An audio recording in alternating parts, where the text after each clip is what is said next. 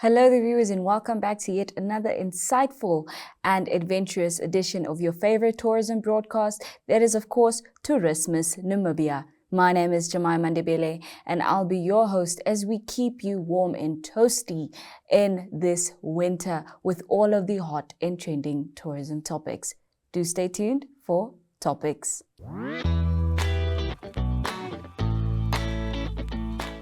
First up in topics, we will be taking a look at the occupancy statistics, as the total average occupancy at tourism establishments increased with 7% in April compared to the same period last year, while business travel made up more than 13% of accommodations registered during the month. According to the statistics provided by the Hospitality Association of Namibia, also known as HAN, the total national average occupancy was over 58% in April and even 4% higher than average occupancy for April in 2019. The year 2019 is known as the last pre-pandemic year for tourism. While business travel seems to be returning slowly but surely, with over 13% of the accommodation registered in April as business travel, especially in the hotel segment. Last year, business and conference travel constituted just over 8%, while in 2019, business travel made up 13.5% of the accommodation numbers, and conferencing made up some 3.6%. That certainly is some hopeful news for our tourism industry, as it is certainly picking up with increased travel. Now, next up, we will be discussing and taking a look at NWR's record-breaking profit of 46.9 million Namibian dollars. The Namibia Wildlife Resorts has recorded a profit of 46.9 million, marking the highest profit reported in the history of the company. The magnitude of profit recorded was the highest ever, and following years of consistent losses generated by the company. Revenue increased by 32% from 294 million in 2022 to 387 million. The overall bottom line was reduced by 231% from a loss of 35 million Namibian dollars in 2022 to a record profit of 46.9 million Namibian dollars. NWR also made concerted efforts to cut expenses, which added to its revenue, while also reducing a tax penalty it faced at the Namibia Revenue Agency. Long-term loans, statutory loans to financial development and commercial institutions and tax authorities, which were long-standing challenges in the past, were fully settled in 2023, and the company attained a long-term debt-free status. That is certainly some good news, some more good news for our tourism sector. Next up, we will be taking a look and discussing the status quo of wild horses in the south, as good news comes from the Garub area that all the wild horses there are in good condition. Even though the foals are thriving thanks to the rains which fell in September 2023, said Dr. Telani Grayling. She said that there is still enough grass to last a while, perhaps even a year, and plenty in places the horses have not even started grazing yet. However, the priority is now to find and drill a new water source for Garub 2, which feeds the Viewpoint waterhole. The water supply is not sufficient for all the wildlife that uses this waterhole, and the Environment Ministry is currently bringing water to replenish the tanks every day. In light of this, the Namibia Wild Horses Foundation is appealing to the public to assist in helping finance the drilling of a new water source. All this is being done with approval by the Ministry of Environment and has now become a matter of urgency Grayling said. That is all we have for you in terms of our tourism topics this week. Do stay tuned as we take a look at destinations. Introducing 061 Express, brought to you by Synergy in proud partnership with Windhoek Express. Here's your chance to make your voice heard to celebrate the businesses that make Windhoek exceptional. From your favorite coffee spot to the salon that always gets your style just right. It's time to shine a spotlight on the gems of our city. Over the next 8 weeks, it's your chance to vote for your favorites to recognize the best of the best. Nominations open on the 25th of April and close on the 5th of May.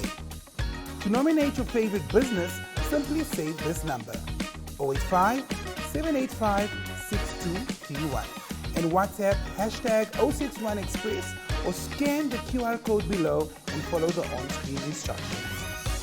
By nominating your favorites, you're not only supporting local businesses, but you also stand a chance to win your share of 50,000 Namibian dollars in cash.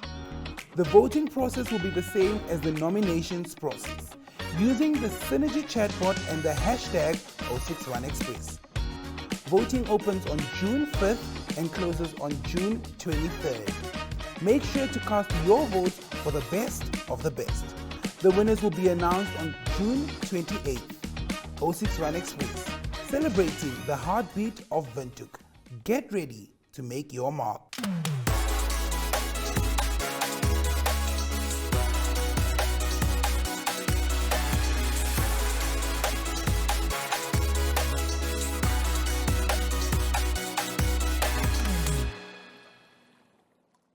Situated in the heart of Omaruru, Tikoloshe Afrika specializes in a great variety of different wood carvings and a wide range of African artifacts.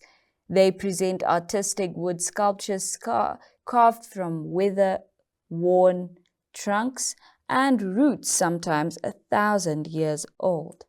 The owner, Paul Goldbach, tells us more. Okay, my name is Paul Goldbach. I am the owner of Tikoloshe Afrika here in Omaruru. It's a root carving workshop and a souvenir shop also. I started the business here in Omaruru 30 years ago, after the independence. Before it was for me too critical to do something of my own. My workers, they are all Kawangos, wood carving workers, and they with me more or less 30 years. Right? With the epidemic, I pay half off, but now some are starting again, because business is well again. Right? We work mostly mopane wood, and also the iron wood, and blue gum or rose gum, some different woods. But the heavy woods, they are more heavy than water. Mopane and iron wood, they sink, they don't swim. Right? So we work with the machines. Lipenda, bring da die machine, dat onze vrouw wees. Bring. We work with a straight grinder. It's like a dentist machine, but a little bit bigger. This is for the hardwood the best. You can't work the hardwood with a knife, but we also use for the eyes or ears, for small stuff, we use a knife and also the chisel. What else? So, are you also a wood carver? Do you also have the skill and experience? I'm not a wood carver, but I brought the idea from South America, from the Amazon. There was no root carving in Namibia. I think all over the world, there is not a group like here working the root carving. In the Amazon, it was only one artist on the Peru side of the Amazon. Okay. But I can show you one piece I brought from Amazon to here, to my place. We go over there then. And then for 30 years ago, I was a farm manager this time, and my foreman, Paulus Kashinga, he did the springbok without I tell him make something. But this springbok, they call it Bambi, the Kawangos, it was done very well. So I tell him, Paulus, if you can carve, we try something. We get some roots and we try. And after half a year, we win already a prize with the Standard Bank Biennale competition. Right? And then I tell him, we are not crazy in the head. Right? Let's get some other Kawangos. So the most, it was eight Kawangos working for me. Now it's 4 carvers. Mostly we sell the elephants. Elephants all the time, the most. But then we also sell very well the warthogs. We have a nice style of warthogs. And also, this one is a porcupine. It fits very nice with the root together. So this is also selling very well.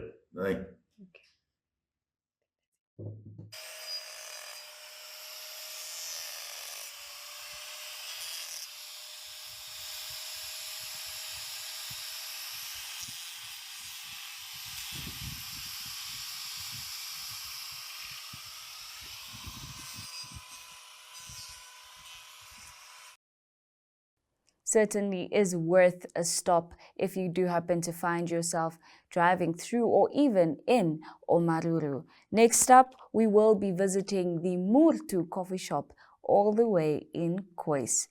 Discover the MoerToe Coffee Shop on the road from Keetmanshoop to Koës and get a taste of their excellent coffee, toasted sandwiches and cheesecakes along with other delicious pastries.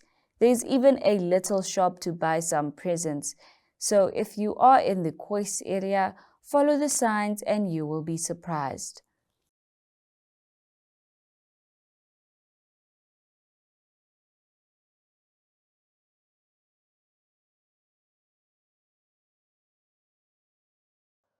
Hello, my name is Aloise Barnard. I'm from Koës. I live here in Koës. We have MoerToe Coffee Shop. It's our coffee shop's name. It's in the middle of nowhere, the meaning. We are between Keetmans and the Galagadi Park.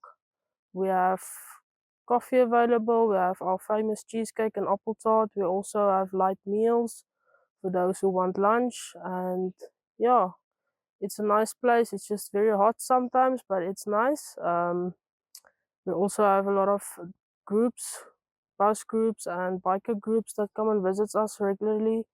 So yeah, come and make a turn here. Having taken a look at the MoerToe Coffee Shop situated in Koës, we have now come to the end of destinations. Do stay tuned as we head into To The Point and learn more about the refurbishments of the Alte Feste. Welcome to Namibia, where adventure meets tranquility. With Enjoy, you have access to a wide range of accommodations to suit every traveler's taste and budget. Experience the finest dining and hospitality Namibia has to offer. Booking your dream accommodation is just a few clicks away with Enjoy. Join thousands of happy travelers who have trusted Enjoy for their Namibian getaway. Your gateway to unforgettable Namibian adventures.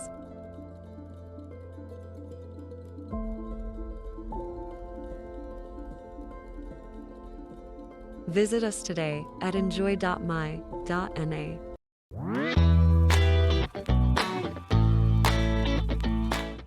Today in To The Point, Frank Stefan will be talking about a very touchy subject which seems to be addressed in a very sensible manner by the Namibia Arts and Crafts Centre, which is looking at ways how the Alte Feste in Windhoek can be repurposed and become a site where history is factually recorded, allowing Namibians to come together and contemplate controversial history with specific regard to the genocide. Right, under To The Point, I'm today talking about the Namibia Arts and Crafts Centre. It's here in Windhoek, and what they plan to do with the Alte Feste in the town.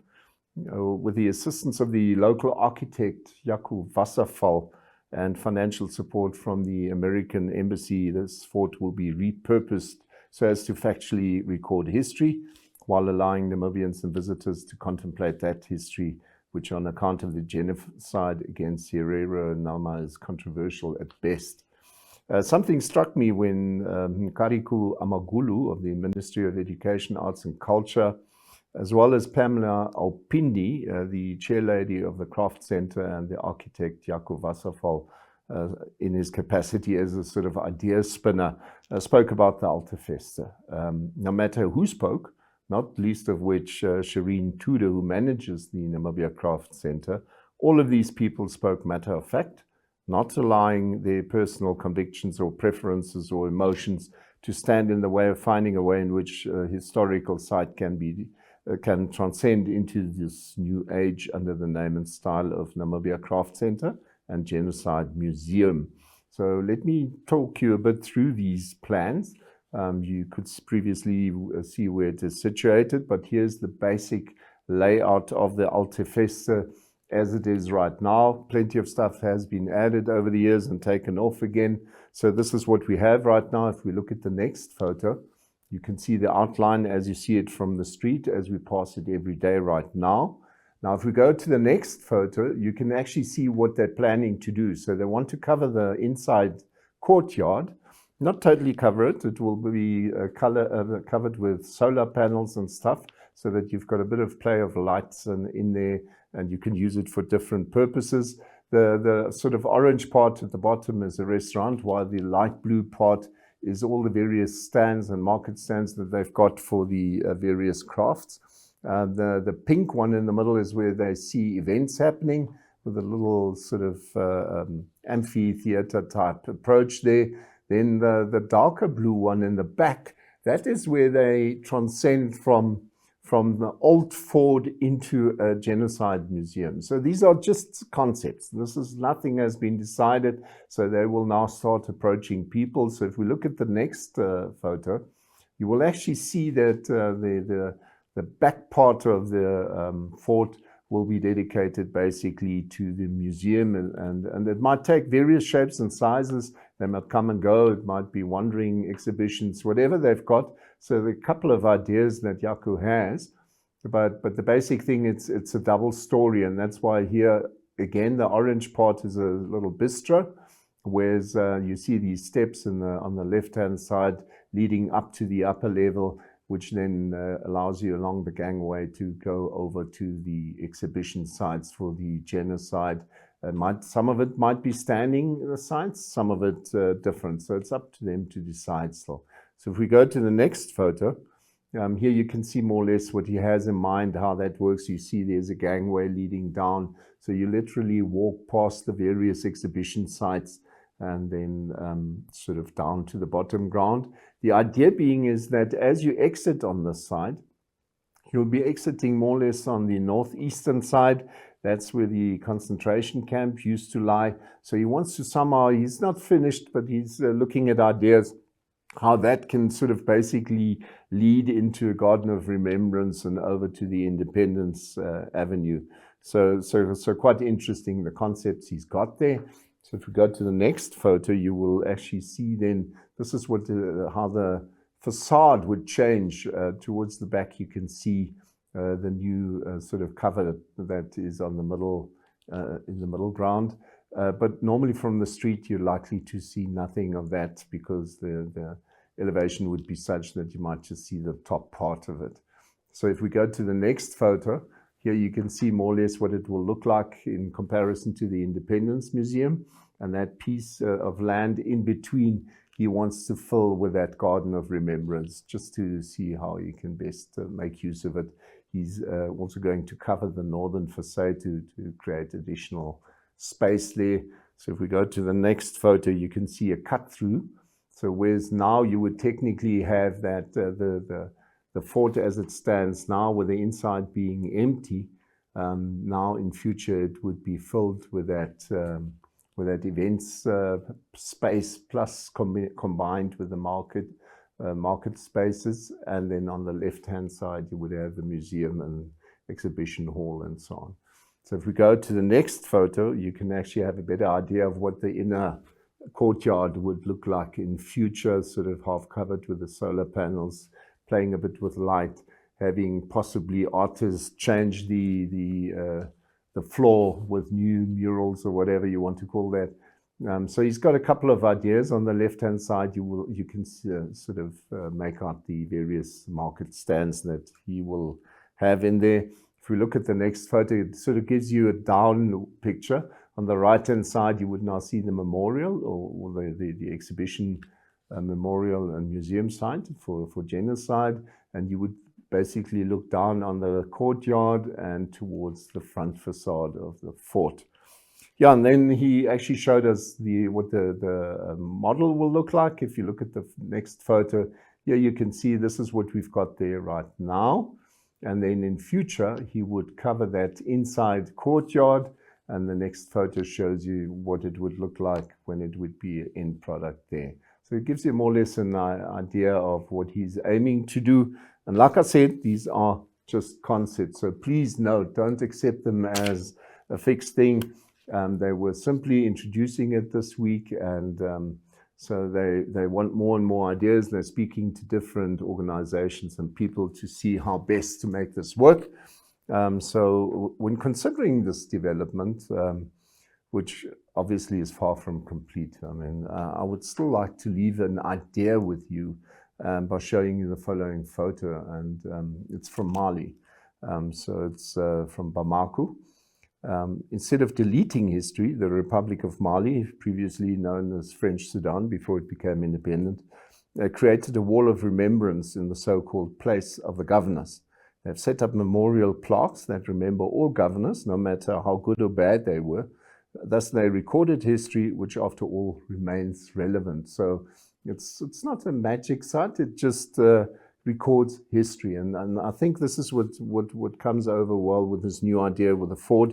Maybe with this new development, Alte Feste will allow Namibians to also start talking to each other here and now, those people who are in the country, rather than continuously allowing people from outside to dictate our thought processes. Now, when we were there, Jens Wido had also prepared quite a number of murals, which he had done together with students from NUST. And it just took us through the history shortly, and I've prepared a little video for you, so maybe you want to have a look.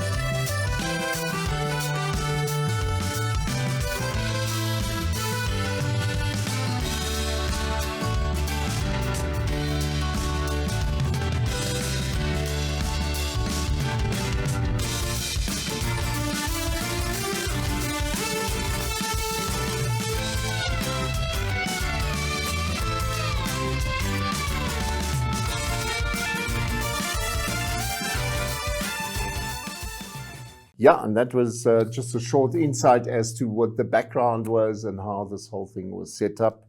And that is really our to the point for this week. And with that, we have come to the end of yet another informative and adventurous episode of your favorite tourism broadcast, that is, of course, Tourismus Namibia. Be sure to join me, Jemima Ndebele, same time, same place next week. Until then, it's goodbye and stay adventurous.